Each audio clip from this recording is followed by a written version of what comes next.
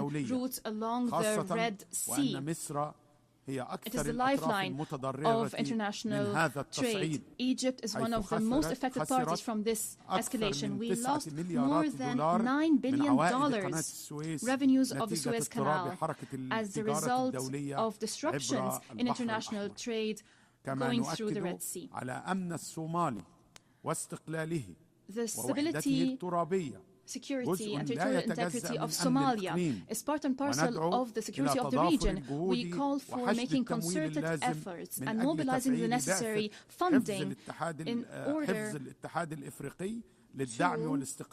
activate the AU mission in Somalia. Egypt intends to contribute to this force with a military and police component. I also must strongly condemn repeated Israeli violations of the sovereignty of Lebanon and Syria. We condemn continued violations of Lebanese and Syrian territories. It is of utmost importance to respect the territorial integrity of Syria and Lebanon.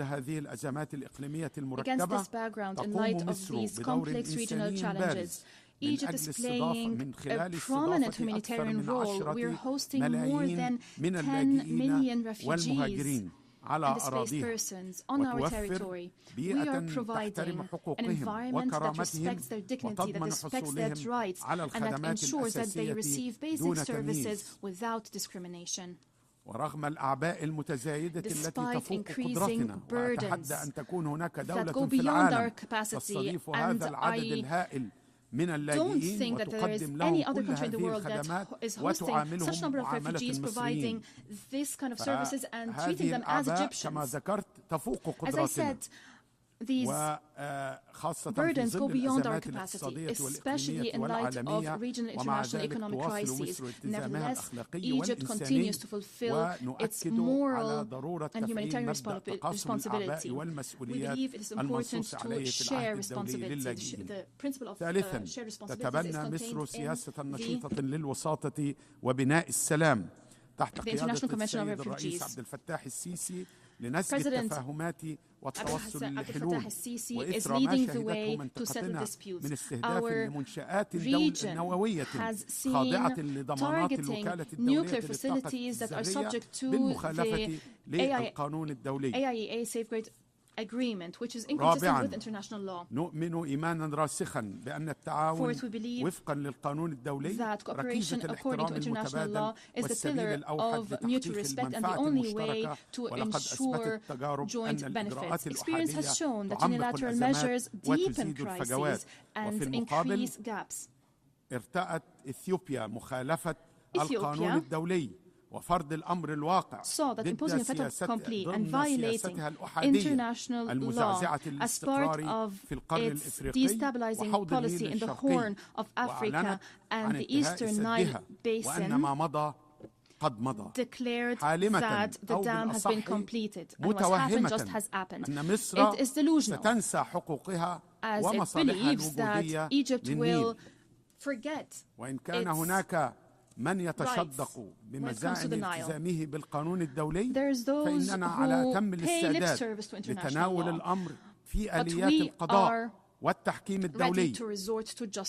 ذلك إن صدقت النية للاحتكام لهذه الآليات القانونية. الأمر الذي لم ولن يتوفر. أما وإن ركنوا للمماطلة وتهديد حياة ملايين البشر في دولتي المصب فإننا لن نتهاون في ضمان حقوقنا وإننا لقادرون على ذلك. ويكفل لنا ميثاق الأمم المتحدة ومبادئ القانون الدولي حماية مصالحنا الوجودية في نهر النيل. خامساً تؤكد مصر أن إصلاح الأمم المتحدة ومنظمات التمويل الدولية لم يعد خياراً قابلاً للتأجيل بل ضرورة ملحة لضمان تمثيل عادل ومتوازن في آليات اتخاذ القرار الدولي وتعيد مصر التأكيد على تمسكها بتوافق الزوليني وإعلان سرت لرفع الظلم التاريخي عن القارة الإفريقية كما تدعو مصر لزيادة تمثيل الدول النامية في عملية countries, African continent. We also believe it's important to provide concessional financing and address the debt crisis. In conclusion, once again, I stress that we look forward to building upon the outcomes of the 4 Financing for Development conference hosted by Spain in July to take effective steps to finance development. We also look forward to enhancing efforts for developing countries to have access to AI and digital technologies. At the COP conference hosted by Egypt, we made efforts to ensure we have a loss and damage fund, especially in light of crisis in climate financing. It's important to provide financing to developing countries without increasing the debt burdens on these countries. Ladies and gentlemen, the international landscape is critical and precarious at the moment. In light of our role, regionally, internationally, and in light of our historic role, we had to warn of the upcoming danger and present a roadmap to address this critical phase. We are at a critical juncture. We are at a critical juncture. Either the Middle East would go back to reason, to go back to international law, or we rush towards a state of chaos that some might think would be able to control by force, by the arrogance of force. However, experience and history has shown that using force would inevitably lead to a disaster, and the first to be affected by that are those who have used force. I stress that Egypt, as a founding member of the United Nations, remains, after 80 years of the existence of this United Nations, we remain committed to international law. We remain committed to enhancing multilateral action, as we recognize that absence of international governance will affect us all, will have a negative impact on us all. There is no alternative to committing to international law and to enhance the implementation of international law. There is no alternative to holding violators of international law accountable. There is no country above the law. There is no country, whatever it is, that cannot be held to account. All this to maintain international peace and security, to achieve sustainable development, and to promote human rights. In conclusion, I quote President Abdel Fattah al-Sisi: peace is not born out of force and bombardment. It's not born out of normalization that peoples reject. Peace is only built on understanding, equity, and justice. I thank you very much.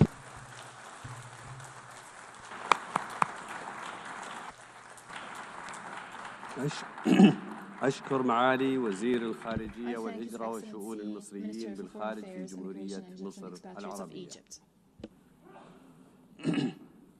I now give the floor to His Excellency Maxim Bezhenikov, Minister for Foreign Affairs of Belarus.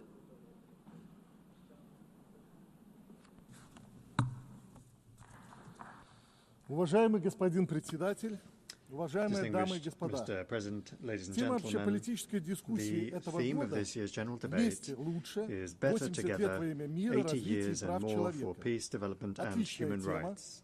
An Ключевое excellent слово theme. здесь The «вместе». key word here Вот is давайте together. вместе вспомним So together, всё и let's поразмышляем. remember everything and Уверен, reflect. найдем And I'm истинные confident that we will первопричины find тех the вызовов true и угроз, root которыми causes of the планета challenges and threats сталкивается сегодня. facing the planet today. Первое. First, The the 80th anniversary of the great victory in the Second World War. 8 decades ago, a bloody and merciless war ended, which was a great tragedy for all of humanity. And only at the cost of millions of lost and broken lives did we overcome this challenge. The contribution of the United States and Great Britain to great victory is obvious, as is that of the Chinese people who threw off the yoke of Japanese militarism. However, the decisive factor was the defeat of the Soviet people, a multinational people who fought down to the last drop of blood for their freedom and the freedom of oppressed peoples. Note that they did not hand over the keys to their cities to the conquerors, they did not hide behind pro-Nazi collaborationist regimes, they did not supply the Nazi regime with equipment and soldiers. Back then, 80 years ago, this was obvious. The liberators were greeted with flowers and rejoicing in the capitals of Europe, monuments and memorials were erected in their honor, and streets and cities were named after them. Only 80 years of life have gone by since then, a life of prosperity and peace in Europe, and how everything has changed. The West has developed its own version of the truth about the events of those years. Memories are being erased, monuments demolished, history textbooks rewritten. Once again, we hear Nazi slogans and chants in city streets. This is how the 21st century generation is being raised, a generation that did not see the horrors of that war. They did not even hear about it from their parents. And so they are fueled by the false heroism of their ancestors who in the past had joined Hitler's coalition of nations, dreaming of world domination. If history is being rewritten, then its conclusions are also being rewritten. This calls into question the legitimacy of the post-war world order based on the universal principles of the United Nations. That seems clear. And it seems that they were forced into doing so. The West was forced into doing so for a certain period of time. The collective West was at that time forced to share the burden of responsibility for the fate of the planet with the so-called Soviet bloc, to set aside their thoughts of world domination for a while and to wait, of course, to wait for events to come to pass that would allow everything to be turned on its head. From this rostrum, in the past few days, we have already heard people say that the Holocaust is our shared shame. Why is it our shared shame? Everyone is answerable themselves before history. We, Belarusians, for example, fought Nazism down to the last drop of blood and laid down our lives to do so. We saved Jews at the cost of our own lives. We cannot remain silent about this today. We remember the hundreds of villages burned by the Nazis together with their inhabitants, the millions of Belarusians torn apart and mutilated, and the hundreds of thousands of children and women taken into European slavery. Therefore, we understand that preserving memory is important so that history does not repeat itself, so that there are no more national ideologies of racial superiority, where there is no place for entire peoples, so that there are no concentration camps, that terrible invention of the West, and also to make sure that there is no genocide against any people. The Belarusian people have been living in peace now for 80 years, and if you look at our history, that is an incredibly long time to live in peace. Never have Belarusians lived so well, with such dignity and under such peaceful skies as in the last 30 years, when, under the leadership of our president, we have been successfully building a socially oriented state in the interests of ordinary people. At the same time, we sacredly preserve the memory of the terrible tragedy of the Second World War, and we pass this memory on to younger generations. Why don't many others around us, especially to the west of our border, want to live like this? Well, the answer is simple.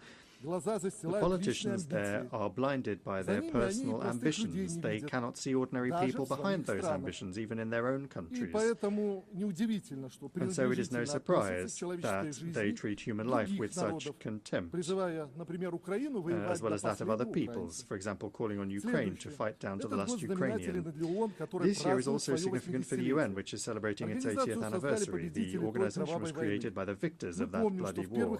We remember that Belarus was among the first founders as well. Belarus, a country where 1 in 3 people were killed, tortured or burned, and throughout all these years the Belarusian delegation has been one of the most reliable supporters of strengthening the foundations of the UN, initiating the most bold, peace-loving and historically hard-won initiatives. Therefore, we have the right to speak directly today about what our organization has achieved by the time of its anniversary, and I would like to talk about 3 key elements.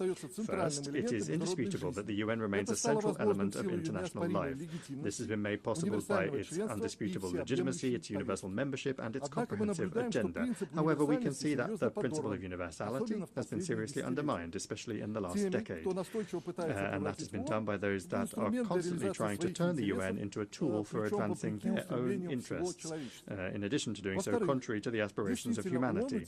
Secondly, the UN is indeed preserving the planet from another world war. Its key mechanism, the Security Council, allows the great powers to discuss matters of war and peace at the table rather than on the battlefield.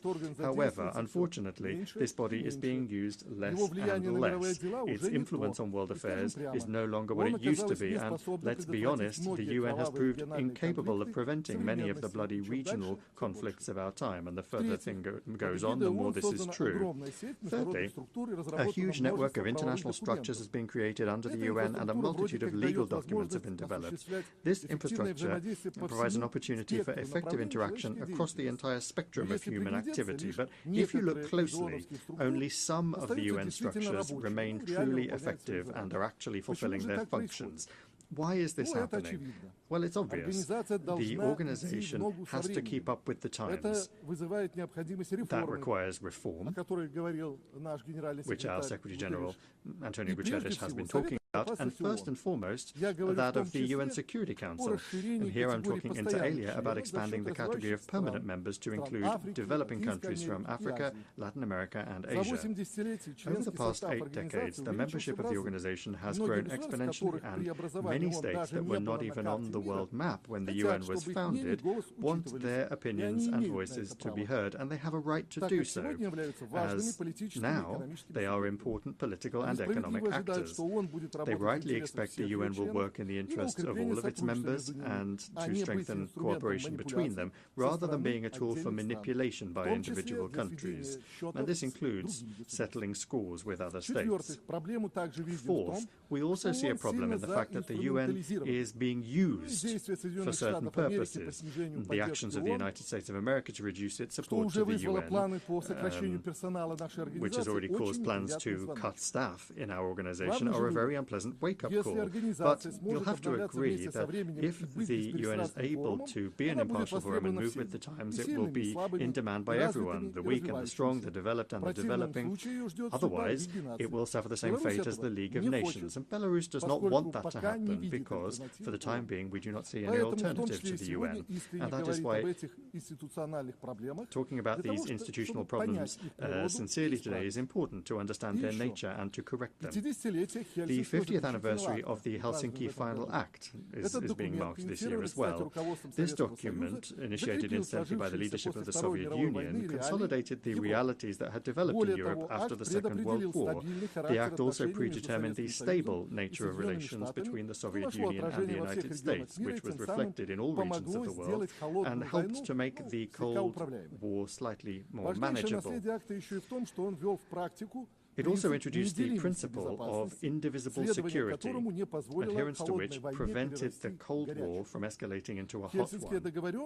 The Helsinki Agreements provided an opportunity to build a united, indivisible and prosperous Europe during and after the Cold War. However, history took a different path.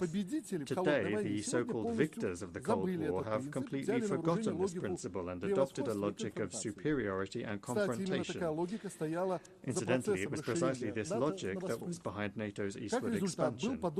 As a result, the balance of power in Europe was undermined and security threats arose for many states. The Yugoslav crisis, the bloodshed in a number of post-Soviet republics, and the conflict in Ukraine are the most striking examples of such consequences. Today it is clear that the way to end the bloodshed in Ukraine lies in all parties in Europe returning to an understanding of the importance of respecting the principle of indivisible security. And it's important that one of the main global centers of power, the United States, has finally started to understand the importance of this. Unfortunately, the EU countries aren't doing the same thing. They continue to stoke regional conflict with the firewood of Ukraine. Joint efforts are particularly needed to increase the level of trust between countries, although there are no ready-made solutions at present. But action must be taken, and we, in Belarus, which is at the heart of Europe, understand this perhaps better than anyone else.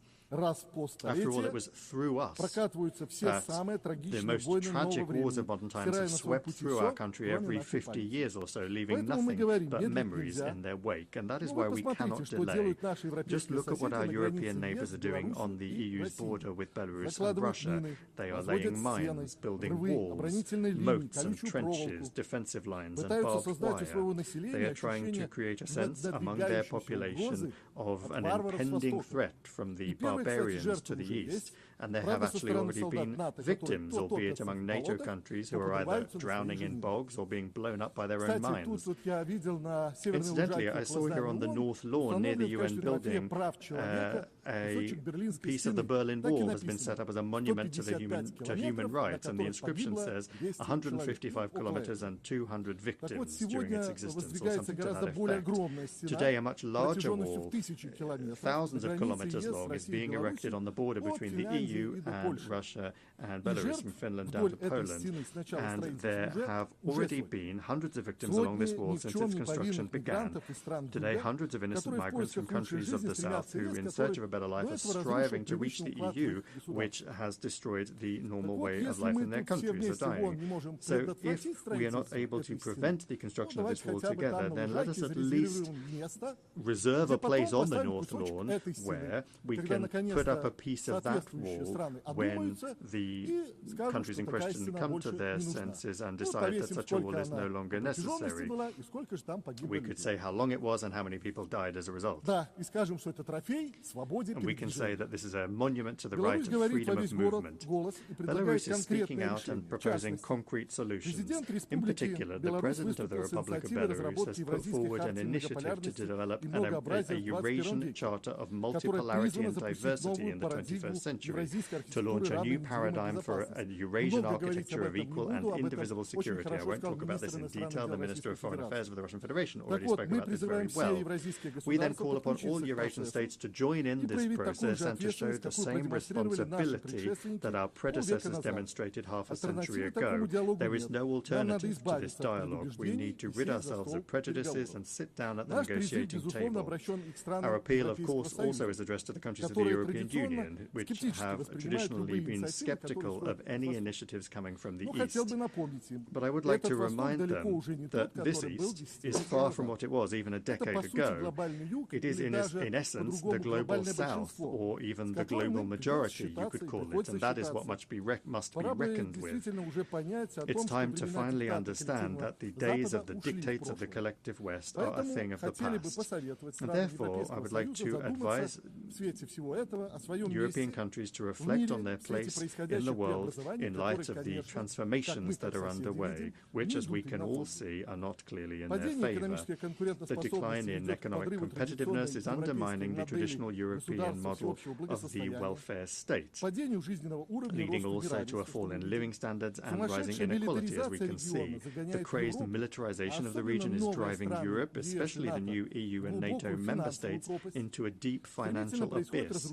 The foundations of European society are being rapidly destroyed as a result of the virtually uncontrolled mass migration that's taking place and the failed policy of false multiculturalism as a response to this challenge. And all of this is happening against the backdrop of ever more fences that are being hastily erected in the East. These are not just concrete fences, but political, ideological, interpersonal ones, and in essence, civilizational fences. What then do you think lies beyond these fences in the East? It's not just Belarus and Russia anymore. There's also the Indian Ocean, and as our Chinese friends say, a community of shared destiny and shared responsibility for the future of humanity that is stretching all the way to the Pacific horizon that exists there, with the weakening of customs and physical borders, the strengthening of cooperation across the entire spectrum of pressing issues, the development of interpersonal contacts and multifaceted interaction. This is a community where, despite numerous cultural and national differences, people respect each other at the very least and do not impose ideological dogmas and rules of behavior on one another.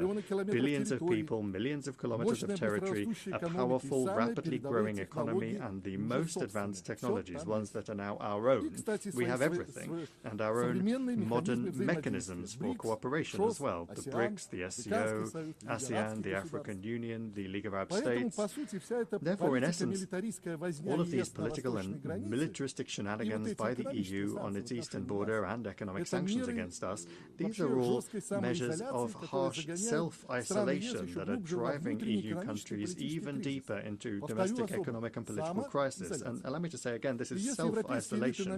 If European elites intend to continue in the same vein, it will become even worse for the peoples of Europe. However, all of these problems can be solved if, instead of self-isolation, Europe accepts the concept of Eurasian cooperation and security on our vast continent. And another thing, this year we are marking the quarter century that has passed since, from the rostrum of the General Assembly, one of the greatest hopes and promises in the history of the United Nations were voiced. A full 25 years now separate us from the Millennium Summit, at which the Millennium Development Goals were adopted. At that time, it seemed that with the dawn of a new millennium, we were also entering a new era, one of beneficial globalization and universal prosperity. Where do we find ourselves a quarter of a century later? On the one hand, we have become even more interconnected and interdependent, and this is thanks to technological development, which is constantly changing the concepts of time and space. But on the other hand, multiple fault lines have emerged that completely negate all of the positives. Consider the following figures. In 2000, there were around 50 million displaced persons in the world. Today, there are more than 120 million. More than 1 billion people on the planet still live in multidimensional poverty. Conflicts in Ukraine, Palestine, Syria, post-war syndrome in Afghanistan, Iraq, Libya, and a number of other countries that is preventing the peoples of those countries embarking on the path of recovery. Large-scale military action against sovereign countries outside of any legal framework. Trillions of dollars spent on mindless militarization. This is where we've ended up 25 years on instead of those hopes. Just consider the 6.5 decades of the economic blockade of Cuba, which has also been completely unjustifiably declared a sponsor of terrorism. And in the same vein is the story about some kind of drug threat from Venezuela, which is completely unfounded and unacceptable. Is this really the result that the UN system was striving for 25 years ago? So why did the expectations and hopes of the beginning of the millennium not come true? In this regard, the words of the President of Belarus spoken at that Millennium Summit proved prophetic. For many centuries, a small group of states has determined the fate of the world, viewing other nations as peoples as a disenfranchised mass. The past quarter century has shown that many in the West have been unable to abandon their centuries-old mentality. As a result, the West has not become a leader in the process of change, but rather a source of threats and losses. Certain Western elites that are accustomed to living for centuries at the expense of others continue to exhibit a colonial mindset, albeit a modernized one. It's no surprise that even today they continue to display arrogance and power that they exert over developing countries, which was characteristic of colonial times. Our African friends can speak very eloquently about colonial times, and incidentally they are calling for reparations as well for the harm caused by the West. Over the past quarter of a century, then, we have seen the West not working together to solve development problems, but rather imposing democracy and the weaponization of the economy. This policy has spawned many wars, chaos, millions of refugees, created barriers to international trade, undermined global food security, entrenched poverty, hunger, and inequality, and the international organizations, chief among them the UN and the WTO, have been sidelined. That is why, in response to these negative trends, the idea of regionalization is becoming popular, and cooperation mechanisms that aren't linked to Western countries, such as, well, as I already mentioned, the BRICS, SCO, ASEAN, CIS, the League of Arab States and the African Union, they're growing and strengthening. They reflect the interests of the global majority countries. They work on the basis of mutual respect, equality and consensus, rather than domination and plunder. They essentially are forming a fair multipolar economic architecture for development. And it's only natural then that the Chinese President Xi Jinping has put forward a very timely initiative on global governance, which Belarus fully supports. Mr. President, the words of the great Italian thinker of the past century, Antonio Gramsci, who wrote, "From a fascist prison," are more relevant today than ever. The old world is dying and the new world is struggling to be born. It is indeed paradoxical that even today the new world is being born in agony because the old world does not want to quietly leave the stage. We're not the ones destroying the old world. The West itself is doing a perfectly fine job of that. But we, the global majority, are trying to build a new one. And I would like to underscore that particularly. It's together. It is the key word from the theme of this General Assembly. We're doing this together with our like-minded partners. Thank you for your attention.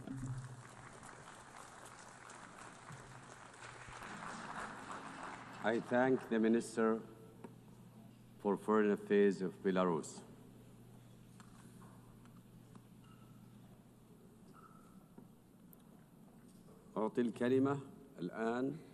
I give the floor to His Excellency Mohammed Salim Wild Marzouk, Minister for Foreign Affairs, African Cooperation and Mauritanians Abroad of Mauritania.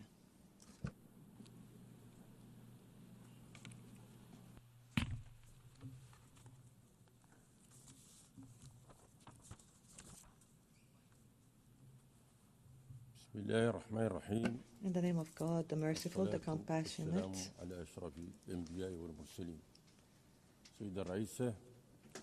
Your Excellency, Mr. President, Your Majesty's Excellencies and Highnesses, His Excellency Antonio Guterres, Secretary General of the UN, Your Excellencies, ladies and gentlemen, may God, peace, mercy, and blessings be upon you.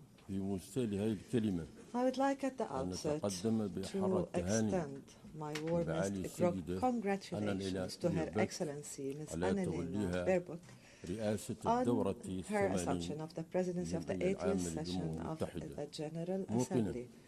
I am confident that her rich experience and her high competence will contribute to her successful leadership of this session. I would like to also extend my sincere thanks to His Excellency Philemon Young for the highly competent leadership of the 79th session. I also extend my thanks to His Excellency Mr. Antonio Guterres, the Secretary General of the UN, for his tireless efforts to develop and enhance the role of the UN. Mr. President, ladies and gentlemen, I'm pleased to convey to you the greetings of His Excellency Mr. Mohammed Wild Sheikh Al Ghazwani, President of the Islamic Republic of Mauritania, and his wishes for the success of the 80th session of the GA. His Excellency honored me by allowing me to deliver on his behalf the address of the Islamic Republic of Mauritania. This session, of course and naturally, represents an opportunity to celebrate 80 years of achievements by our organization in the service of humanity as a whole and in various fields. But it is also an opportunity to objectively diagnose the major shortcomings and deficiencies that have characterized this or that aspect of the UN's journey over the past 8 decades. In this context, it is clear that our world today consists of two contrasting realms, two contrasting worlds. One is rapidly advancing towards the fourth industrial revolution and artificial intelligence, while the other remains hostage to poverty and marginalization. This gap, this ever-widening gap, particularly in view of the current context of growing conflicts and wars, this gap presents a difficult test to humanity. It requires us to unite our efforts to devise solutions that are capable of narrowing this gap by achieving just and comprehensive human-centered development and the right of every human to a dignified life. The theme of our session today reflects and accurately captures this noble goal. Better together, 80 years and more for peace, development, and human rights. Mr. President, ladies and gentlemen, the session is convened amidst a global context that is extremely complex and challenging. We see tensions, wars, conflicts that are escalating in various regions. We see also the exacerbating effects of terrorist threats and natural disasters resulting from climate change. Human suffering is increasing, and the humanitarian burdens on entire populations are multiplying. This exposes international peace and stability to increasing risks and reinforces the need for a more effective role of the UN. Amidst all of this, the genocidal war being waged against our people in Gaza is a true litmus test to the human conscience and the credibility of the international system. We in the Islamic Republic of Mauritania condemn this aggression and this genocidal war and reiterate our support for the Palestinian people. And we stress that violence cannot bring lasting peace and security. And that stability in the Middle East as a whole depends inevitably on enabling the brotherly Palestinian people to realize their right to establish an independent state with East Jerusalem as its capital, in line with relevant international resolutions and the Arab Peace Initiative. In this context, we are pleased to have seen the momentum in the efforts to recognize the state of Palestine. That was powerfully demonstrated by the overwhelming vote in the UN General Assembly in favor of the New York Declaration on the implementation of the two-state solution, which was the outcome of the high-level international conference that was held in July 2025 at the initiative of the Kingdom of Saudi Arabia and the Republic of France. I have here to thank on behalf of my country the Kingdom of Saudi Arabia and the Republic of France for organizing the aforementioned conference despite all the challenges and the obstacles. I commend the positions of those countries that have recognized the state of Palestine, and I hope that other countries will follow suit in upholding the principles of truth and justice until Palestine becomes a full member of the United Nations. In the same vein, my country reiterates its strong condemnation of the recent Israeli aggression against the brotherly state of Qatar, which constitutes a flagrant violation of this country's sovereignty and of all international norms and conventions. We also affirm our support for peaceful solutions in Libya, Sudan, Yemen, and Syria. We support all international efforts regarding Western Sahara And we call for a negotiated end to the Russia-Ukraine war to spare the world further tragedies. At the same time, we commend the peace agreements between Rwanda and the Democratic Republic of Congo on the one hand and between Pakistan and India on the other. Mr. President, ladies and gentlemen,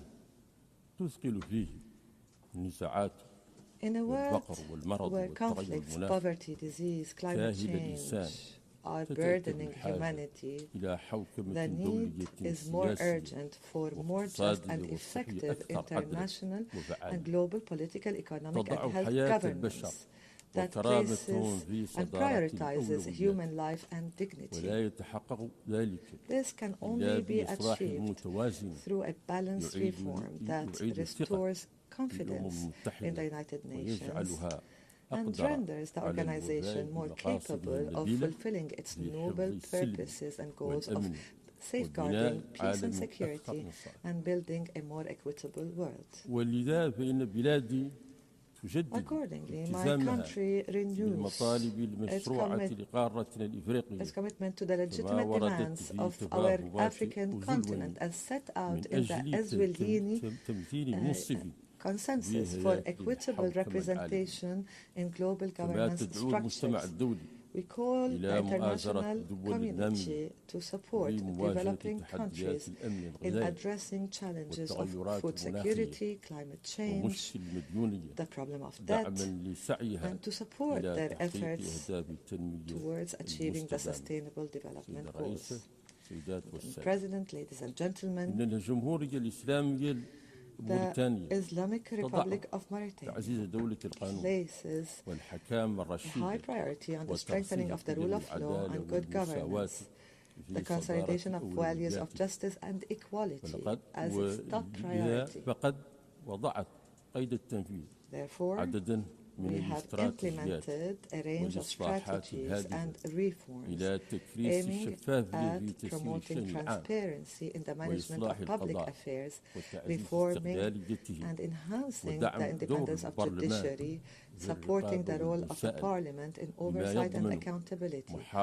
This will ensure the fighting against corruption and the protection of rights and freedoms, as well as strengthening the trust among the different national components. In the same context, and in an attempt to reinforce our status and image as a land of stability and consensus and a state of law, His Excellency President Mohammed Al-Ghazwani has chosen to make a dialogue a constant approach in managing all public affairs, making sure to engage all Mauritanians and consolidate good governance.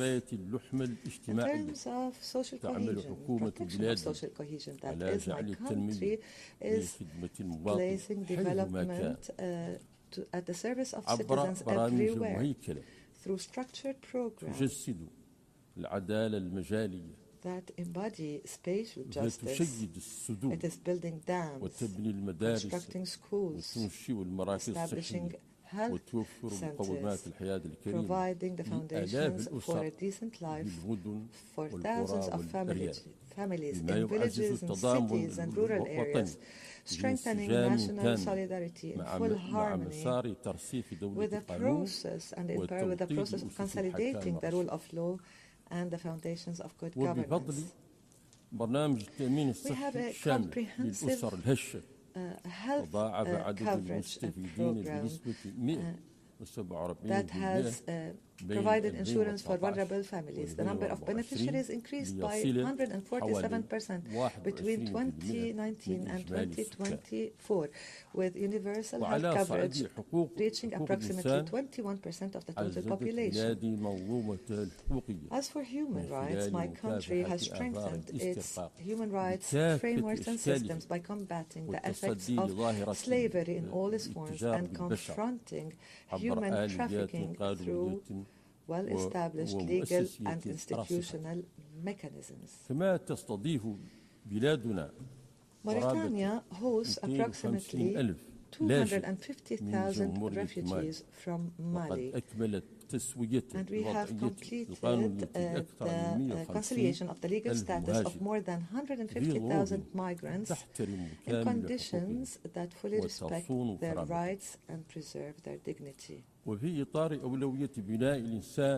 As part of its priority to human development, our country has launched a comprehensive educational reform process with the participation of educational stakeholders. The process aims at developing educational programs, teaching methods, promoting the values of citizenship, in addition to developing vocational training programs to better equip young people for the labor market.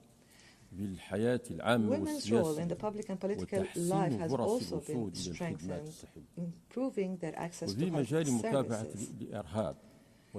In the field of combating terrorism and extremism, my country adopts an integrated strategy that combines security measures on the one hand, intellectual and educational approaches on the other, and promotes the values of justice nationally and also in the framework of regional and international cooperation. On the economic front, the country continues to diversify its economy to enhance the ability to create job opportunities and confront crises. We recorded a growth rate of 5% in 2024, while inflation rates are expected to not exceed 2.5%. In terms of energy transition and sustainable development, the country has witnessed the launch of major projects, including a 300 million hybrid renewable energy plant and the adoption of a green hydrogen law and the signing of major international agreements, in addition to the launch of the World Bank-supported DREAM project. Our efforts continue also to combat desertification and preserve biodiversity, and we look forward to actively participate in the COP30 Climate Summit in Brazil and to advance the fulfillment of international commitments to reduce emissions and finance climate change adaptation. Mr. President, ladies and gentlemen, the Islamic Republic of Mauritania is committed to work on strengthening multilateral cooperation and reform the international political and financial governance system in a manner that strengthens our collective ability to achieve sustainable development. Mauritania will remain faithful to its approach to contribute to the promotion of regional and international peace and security, to diversify and consolidate its partnerships, to address the various challenges facing our country, our continent, and the world as a whole on a path to achieving a safe and dignified life for all. Thank you for your attention. May peace, mercy, and blessings of God be upon you.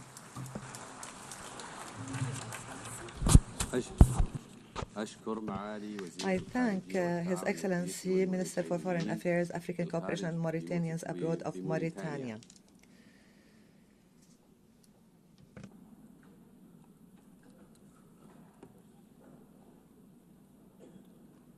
I now give the floor to Her Excellency Auna Silvia Tusoyo, Minister for Foreign Affairs of Romania.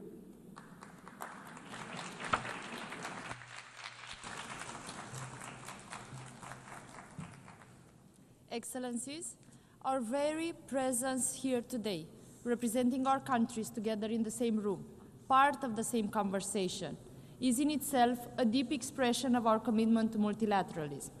What is also now important is that this is a place for our hopes and our trust in the framework provided by the United Nations.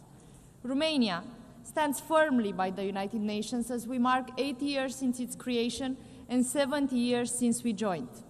And yes, we do celebrate, and we are proud of both our membership and the history, the mission, and the work of this organization.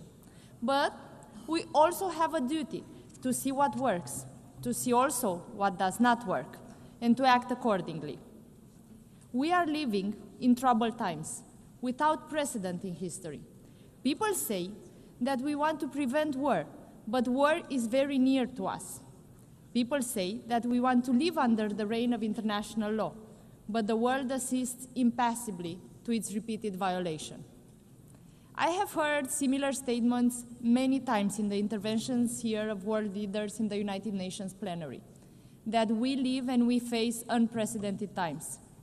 However, the phrase that I just mentioned does not belong to me, and it is not about 2025. It was said by another Romanian Minister of Foreign Affairs, almost a century ago, by the Romanian diplomat Nicolae Titulescu, twice president of the General Assembly of the League of Nations. He was himself an advocate of collective security, speaking to the world in an attempt to prevent the escalation towards war, in an attempt to ensure that multilateralism has the power to fulfill a vision for peace. We all know here what is the history of the League of Nations, but we also know here that we must not repeat it. The United Nations must not share the same fate. Today, the world does not assist impassively. The world is here, present, involved, committed to peace efforts. We are here to ensure that aggressors can no longer replace the rule of law with the rule of the mighty. Romania remains a staunch supporter of international law. We lead in promoting the universal jurisdiction of the International Court of Justice. This is particularly so after the International Court of Justice rendered its advisory opinion on the obligation of states in respect of climate change this July.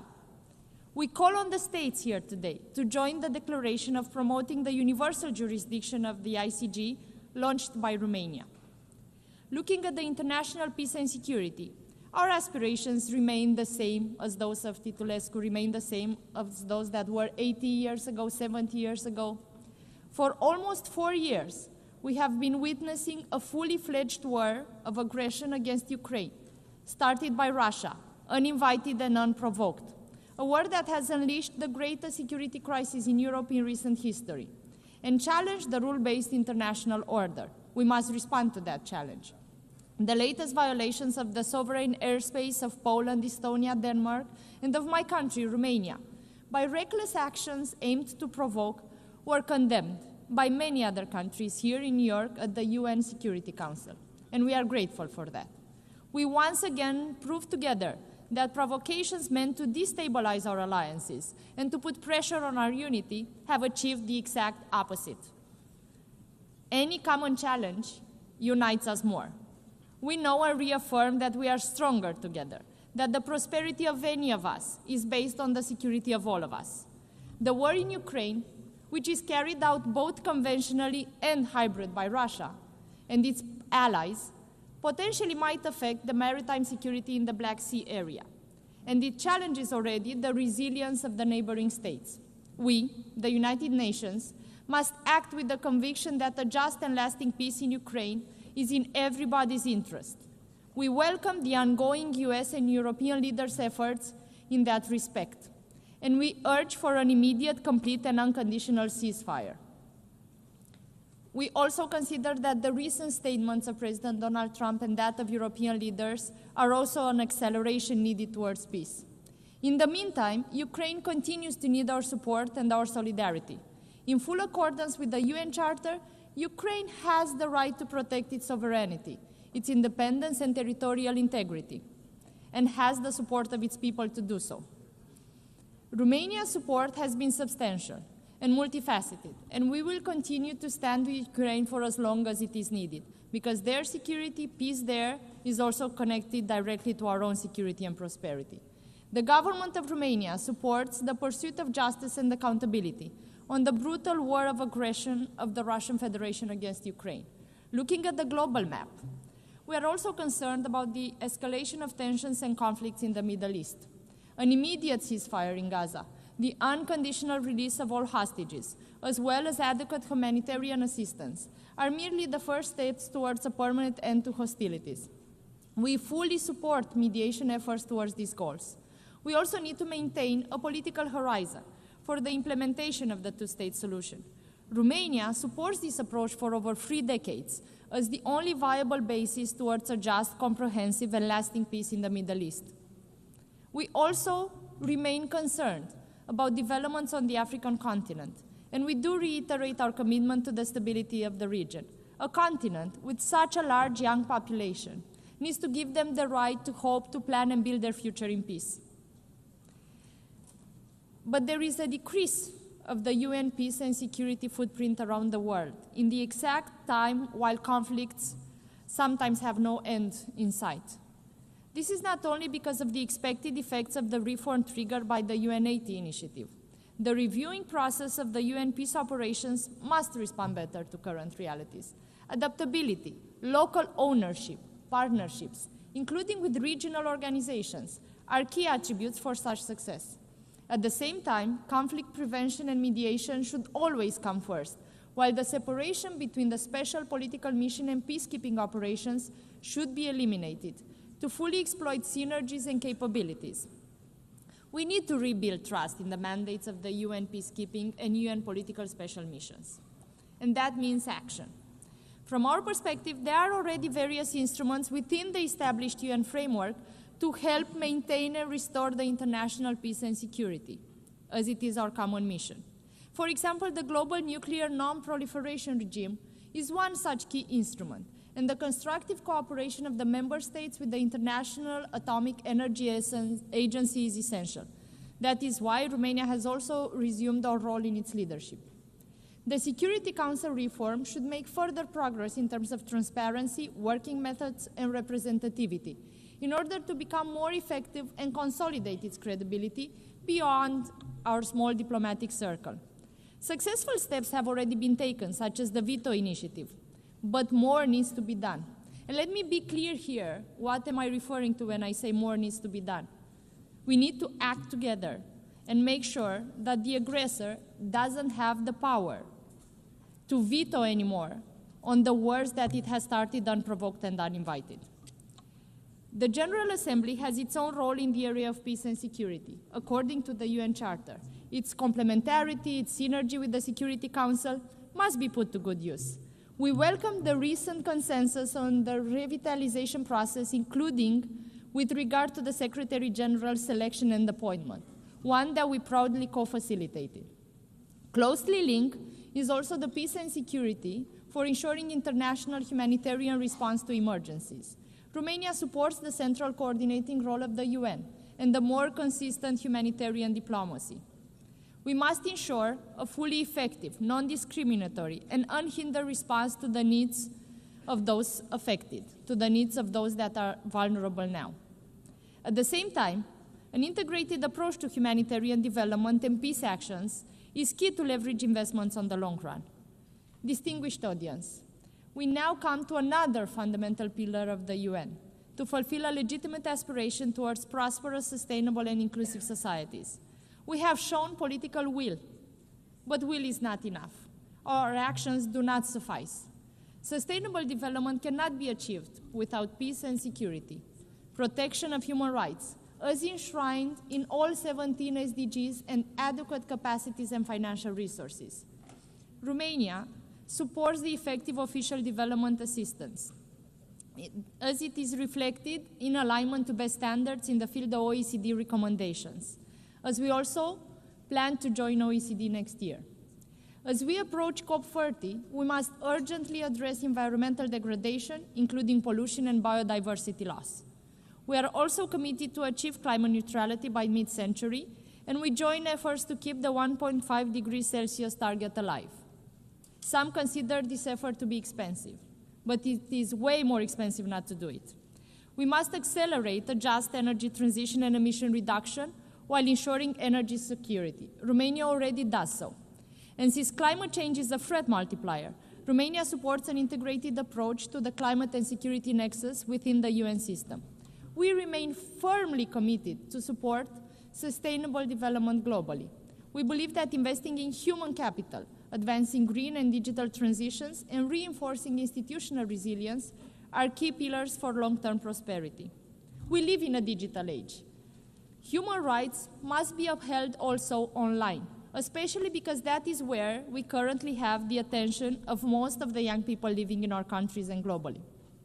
The implementation of Global Digital Compact should ensure a human-centric, human rights-based approach to the digital future. We cannot leave it with no rules. Moreover, it should harness the achievements of the SDGs. Thirdly, let us look at the human rights pillar, starting with the Universal Declaration of Human Rights, also a spectacular example of women leadership in the United Nations. We have progressively built a complex system to ensure that the fundamental rights and freedoms are protected, respected, and fulfilled. Our shared values and goals are still not met, but we have the necessary means at our disposals. Romania believes we can succeed if we continue to uphold the universality, indivisibility, and interdependence of all human rights. We cannot dilute existing commitments. We cannot afford to accept pushbacks. We must ensure adequate, predictable, and sustainable funding for human rights. That is the only way.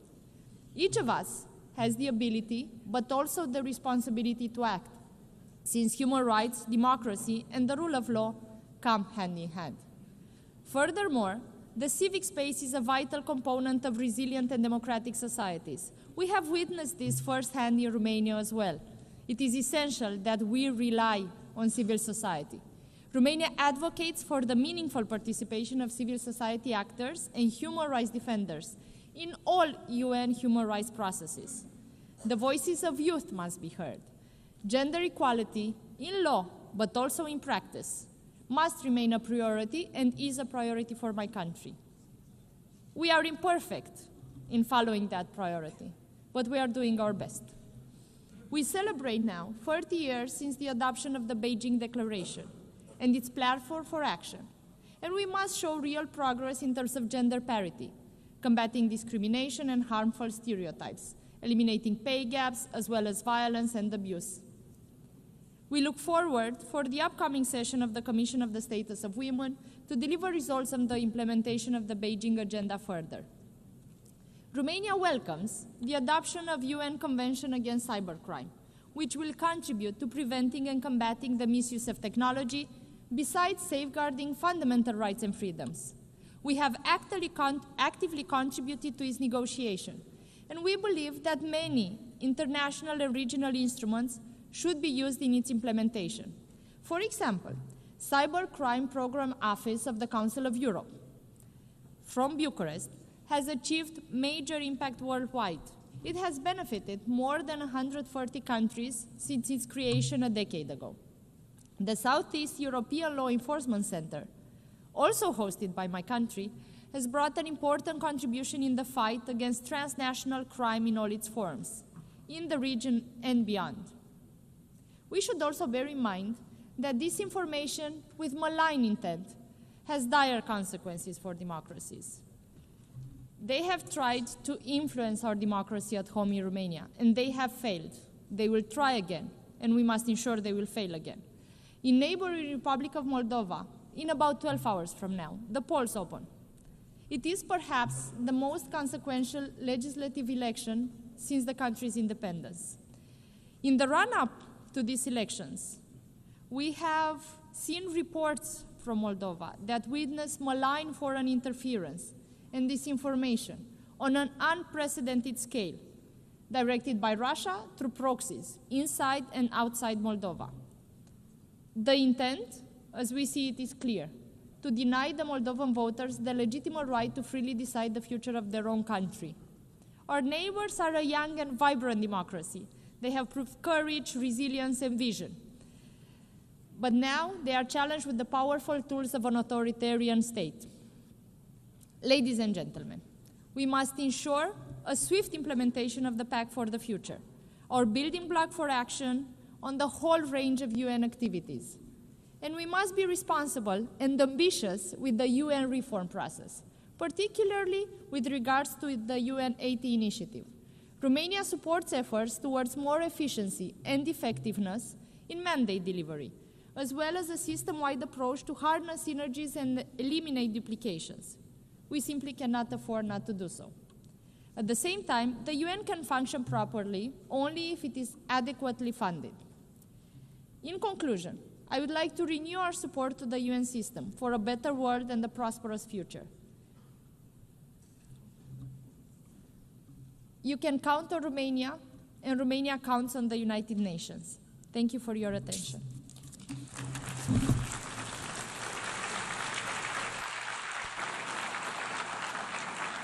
أشكر وزيرة خارجية I رومانيا. thank Her Excellency, the Minister for Foreign Affairs of Romania. I now give the floor to His Excellency Zehasak Wangiki Tikyu, Minister for Foreign Affairs of Thailand.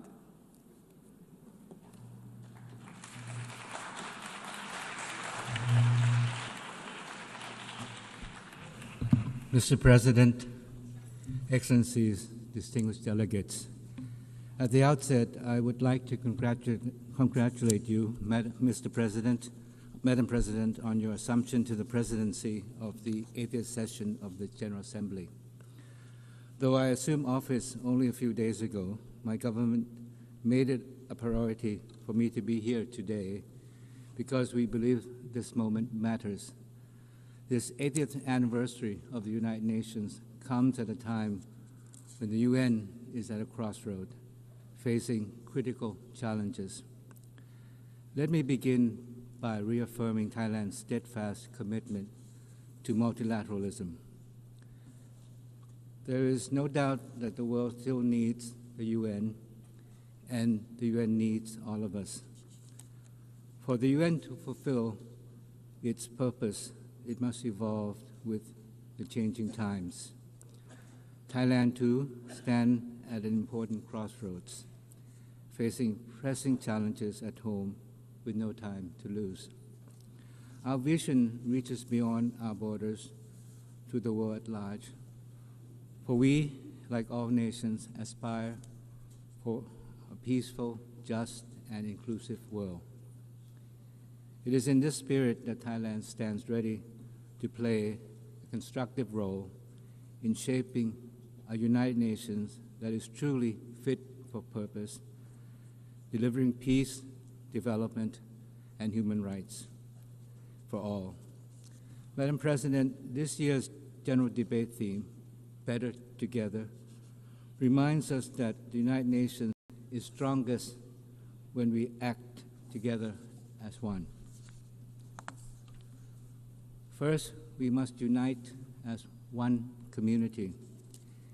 80 years ago, our community of nations adopted the UN Charter with hope for peace.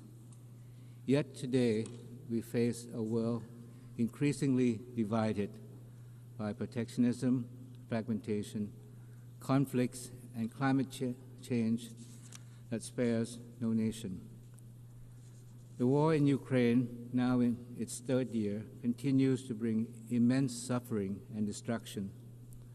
Likewise, the horrendous suffering in Gaza, where innocent civilians, especially children, are paying the heaviest price, weighs heavily on our collective conscience. It is a stark reminder that when peace is broken, the human cause is borne not only by nations, but by ordinary people whose lives are torn apart. As one community, every nation shares the responsibility to promote global peace and security. And this responsibility must be inclusive. Multilateralism is more effective when women participate fully, whether in peacekeeping, conflict prevention, or humanitarian response. Their voices, leadership, strengthen our community and make peace more durable. I am confident that Madam President's election to lead this assembly will inspire us all to advance UN's Women Agenda with greater resolve. Thailand intends to do our part. Our peacekeepers continue to serve around the world, helping to rebuild lives torn apart by conflicts. At home, we have cleared over 99% of mine-contaminated areas under the Anti-Personnel Mine Ban Convention. This is not just about treaty obligations. It is about giving communities back safe land they can live and grow on. It is about fulfilling our duty to our people. Protecting people at home is only part of the task. We must also respond to transnational challenges like migration, driven by conflict and disasters. A shared test no nation can solve alone. This is a real task for Thailand. For over decades, we have hosted displaced persons from Myanmar. Today, we are giving them greater opportunity to work outside of their temporary shelters so they can live with dignity and contribute to society, to mark our commitment to humanitarian assistance and practical solutions. In the same spirit, Thailand is stepping up our efforts to combat transnational crime, including online scams, as their impacts ripple far and wide. Crimes without border demands cooperation without borders. The vision of one community must begin close to home. Regions are the building blocks of the global community. In our region, peace and stability also lies at the heart of ASEAN's community building efforts. Yet, challenges exist even in our own neighborhood. The situation in Myanmar remains a grave concern. Thailand has provided humanitarian aid along our borders, and we continue to urge all parties towards dialogue and a viable peace process. This is the foundation for lasting peace in Myanmar. And even among closest neighbors, disputes can arise. Admittedly, the current situation with Cambodia is neither desirable or in the interest of either side. Our peace, stability, prosperity are closely intertwined. We cannot move away from one another.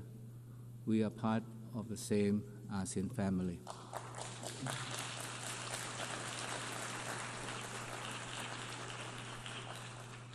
This morning, I intended to say something different and positive, reflecting hope for the future. But I had to rewrite the speech because of the most regrettable remarks by my Cambodian colleague. To my dismay, Cambodia continues to present itself as the victim. Time and time again, it has portrayed its own versions of the facts, which does not hold up to scrutiny because it is simply a distortion of the truth. We know that who are the real victims. They are Thai soldiers who have lost their legs from landmines, children whose schools were shelled, and innocent civilians who were shopping that day at the grocery store that came under attack from Cambodian rocket fire. Yesterday, I met my Cambodian colleague in the very hall of the United Nations. We talked about peace, dialogue, mutual trust, and confidence. This was emphasized later at the informal four-party consultations organized by the United States. We appreciate President Trump's dedication to peace. But unfortunately, what was said today by the Cambodian side was completely opposite to what was said yesterday at the meeting. It reveals the true intention of Cambodia. These allegations were so far-fetched that they make a mockery of the truth. From the beginning, Cambodia initiated the conflict with the intention to expand a border dispute into a national conflict and to further internationalize it, as was the case again this morning. The villages referred to by my Cambodian colleague earlier are in Thai terror, full stop. In fact, they exist because Thailand made the humanitarian decision to open up our borders in the late 1970s for hundreds of thousands of Cambodians fleeing the civil war in their country to seek shelter in Thailand. We made this decision out of compassion and humanitarian principle. And as a young diplomat, I witnessed the scene myself. Although the civil war has ended and the shelters were closed, the Cambodian villages have expanded over the decades. And despite Thailand's repeated protests, Cambodia has ignored those requests to address this encroachment. And when peace returned to Cambodia after the 1991 Paris Peace Agreement, we were there to rebuild and to rehabilitate the Cambodian nation to sustain peace. We built homes, roads, hospitals, because peace in Cambodia is in Thailand's interest. This is what neighbors should do for one another.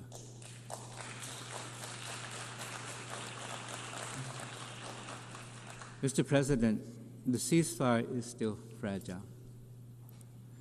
We must make it work. This demands commitment and sincere actions from both sides. Regrettably, Cambodia's continued provocation, including mobilization of civilians into Thai territory and recent firings toward our side, undermine peace and stability along the border.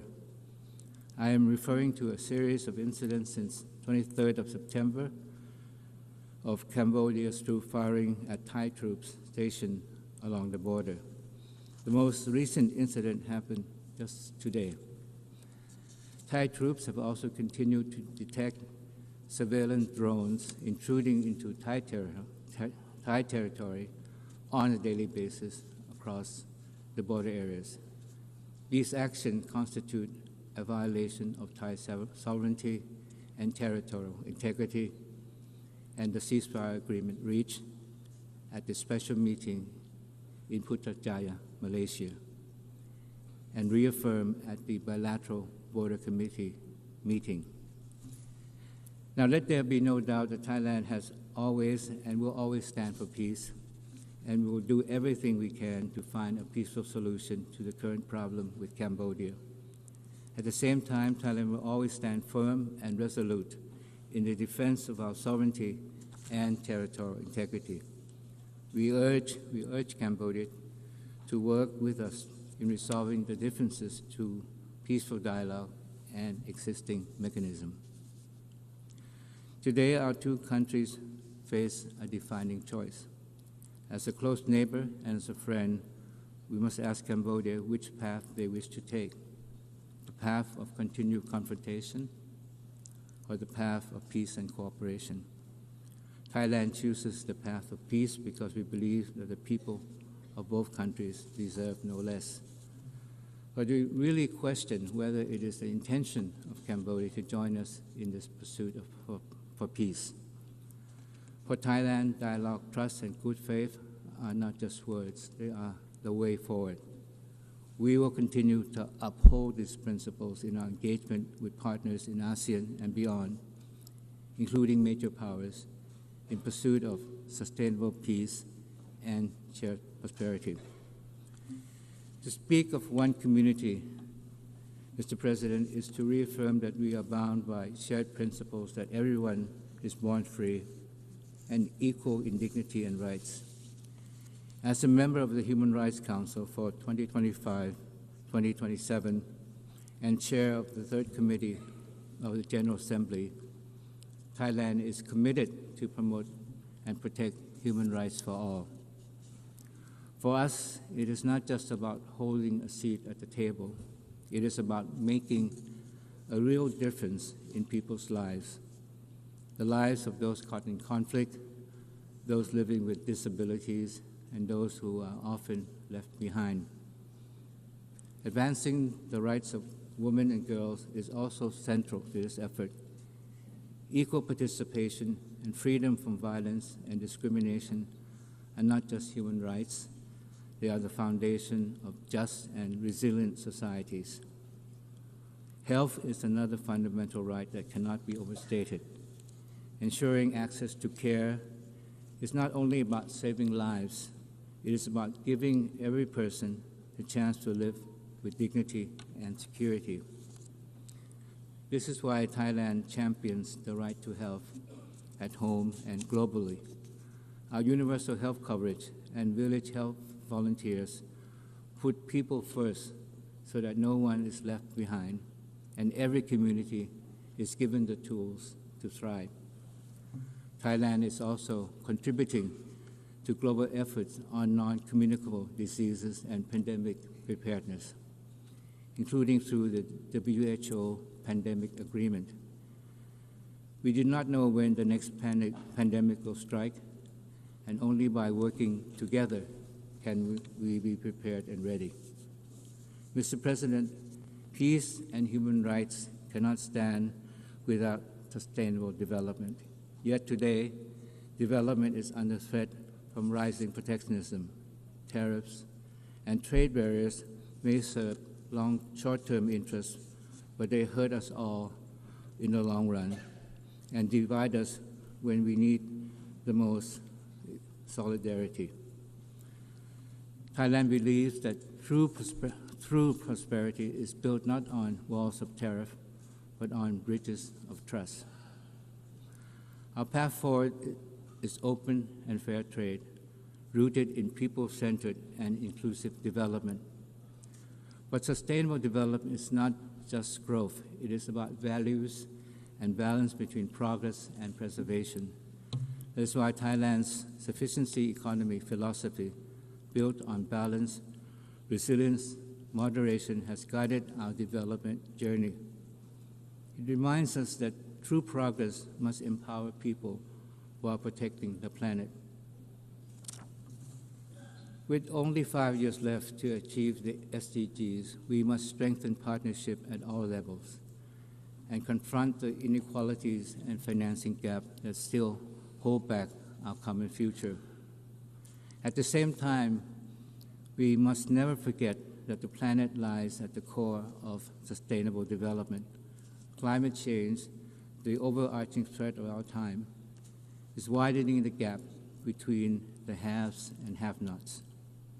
Without stronger support for those most affected, we will fail both our people and our planet. As the UN turns 80, our task is simple but profound: to come together under one dedication. We are all bound by ideals, norms, and principles of the UN Charter. But the world has changed dramatically. Renewing our dedication to multilateralism is no longer optional.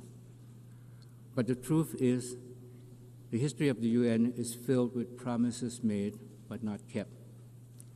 Each unfulfilled pledge erodes the credibility and weakens global trust. If the UN is to remain at the heart of multilateralism, we cannot afford to repeat this cycle. That is why the Pact for the Future adopted last year must become a blueprint for action. To deliver meaningful progress, our national actions must match our collective pledges. But for the UN to effectively deliver on its task, it must be equipped with the resources it needs. We must ensure that the UN has the means to achieve the ends it has been mandated to undertake, so that the UN can remain a driving force for peace and development. Mr. President, as we seek to rebuild, reinvigorate, and reform the UN, we must be guided by the vision of one future. For the UN to guide us into the future, comprehensive reform, including the Security Council, are imperative. The UN must be more representative, transparent, accountable, and also fit for the future, coherent in action, relatable to people, and adaptive to change. That is why Thailand strongly supports the UN 80 initiative. It is not just about closing financial gaps, but a once-in-a-lifetime chance to make the UN reconnect with the people it serves. But as we strengthen the UN, we must recognize its limit. The UN cannot do everything, and multilateralism is bigger than the UN alone. It thrives when rooted in strong regionalism. Regional institutions are the first responder to crisis, builders of trust among neighbors, and the bridge between global commitments and local realities. For Thailand, ASEAN is our home and our center. The upcoming 15th ASEAN UN Summit will show how shared principles become practical cooperation. Thailand is fully committed to advancing this partnership so that regional voices are fully heard in shaping global solutions. Building a strong global community goes beyond our generation. That is why we must embrace the power of youth. Marking the 30th anniversary of the World Programme for Action for Youth, Thailand reaffirms its commitment to invest and empower young people and give them real opportunities to drive change. With this in mind, Thailand is proud to have youth delegates joining our national delegation to the UNGA so they can actively participate in shaping the future they envision. For in the end, the future belongs to them. It should therefore be built by them. Mr. President, Excellencies, distinguished guests, in its 80th year, the United Nations must live up to its very name, nations that stand united. We gather here not only in celebration of what has been achieved, but to look ahead to what more we can accomplish together. The lessons of 80 years is clear. We are strongest when we stand as one community, bound by one dedication, and united in shaping one future for all. This is the true meaning of better together as one. Thailand pledges to do our part, and more than that, we challenge ourselves and all our friends here today to turn words into deed. That is how we will make the next 80 years better than the last. Thank you very much.